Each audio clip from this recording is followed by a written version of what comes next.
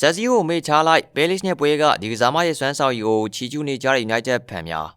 မန်ချက်စတာ United ဟာ Crystal Palace ကို 1-2 နဲ့နိုင်ရရှိဖို့အတွက်နောက်ကနေလိုက်ကစားခဲ့ရပြီးပွဲစဉ်တွင် United ကစားမတဦးရဲ့ကြိုးစားအားထုတ်မှုတွေကြောင့် United ပရိသတ်ရဲ့ချီကျူးမှုတွေကိုများစွာရရှိခဲ့ပါတယ်။ပွဲစားပိုင်းမှာ United တို့ကဂိုးသွင်းခွင့်ဖန်တီးဖို့ရုန်းကန်ခဲ့ရပြီးတော့ Oliver Glasner ရဲ့အသင်းကရိုယိုကမာရီတာကိုဖျက်ထုတ်ရာကနေပင်ရရှိခဲ့ပါတယ်။ Palace တိုက်စစ်မှုမာရီတာကသူ့ရဲ့ပင်တွေကိုနှစ်ကြိမ်တိုင်ပိုင်ကန်သွင်းခဲ့ပြီးတော့Palace တို့ကိုဦးဆောင်စေခဲ့ပါတယ်။ဒါပေမဲ့ United ဟာဒုတိယပိုင်းမှာခြေစွမ်းပြန်ကောင်းလာခဲ့ပြီးတော့ဂိုးပေါက်ပျောက်ဆုံးနေတာကြောက်ပြီးဖြစ်တဲ့ဇက်စီကတောင်ကျင်းကနေခြေပါကိုသိမ်းယူခဲ့ပြီးတဲ့နောက်မေဆန်မောင်းကဘရူနိုရဲ့ပြစ်ဒဏ်ဘောကနေ Palace ပိတ်ဆို့ထားတဲ့လူဒန်းကိုဖျက်ပြီးတော့နိုင်ကိုသိမ်းယူကနိုင်ရရှိခဲ့ပါတယ်။ဒန်နီယိုရက်ဒီနိုင်ပွဲဟာပရီးမီးယားလိမှာ3ပွဲဆက်နိုင်ပွဲပျောက်ဆုံးနေတာကိုဆုံးသက်နိုင်ခဲ့ပါတယ်။ဇက်စီနဲ့မောင်တို့ကချီကျူးကန်တိုက်ပြီးမဲ့ United နောက်တန်းကလူရှော့ကလည်းသူရဲ့ခန်းစစ်ပိုင်းကြိုးပမ်းအားထုတ်မှုတွေအတွက်ချီကျူးကန်တိုက်သူပဲဖြစ်ပါတယ်။နီးပြအမေရိန်ကရှော့ကိုနောက်ခံလူ3ရဲ့ဘယ်ကျမ်းမှာကစားစီခဲ့ပြီးတော့ဒါလို့ကိုတော့ဗေဒါမန်တိုက်စစ်နေရာကိုပုံမတက်ရောက်စေခဲ့ပါတယ်။ပွဲစဉ်တွေမှာရိုယိုကပနွေပေးခဲ့တဲ့အမှားပြုလုပ်ခဲ့ပြီးတော့ဒီလက်ကလည်းမာရီတာကိုခံစီကစားရမှာအခက်အခဲတွေတွေ့ခဲ့ရပါတယ်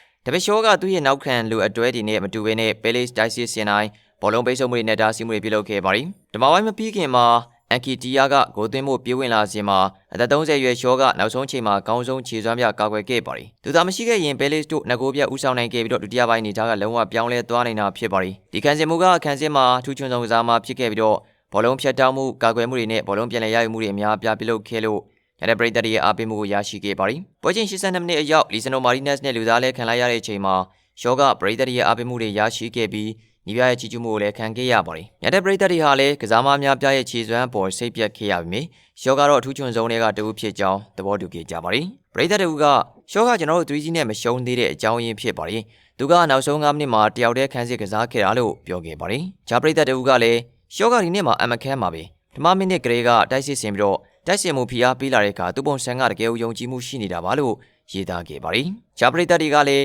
ရှော့ကဒီယာဒီမှာကျွန်တော်ကိုပြန်ပြီးတော့ဆွဲဆောင်နိုင်ခဲ့ပြီဘလောက်ကောင်းတဲ့ကစားမလဲလို့ချီးကျူးခဲ့ပြီးတချို့ကလည်းသူ့ရဲ့ခြေစွမ်းကပုံစံကောင်းဆုံးခြေနေကိုပြန်သတိရစေတယ်လို့မှတ်ချက်ပေးခဲ့ကြပါတယ်။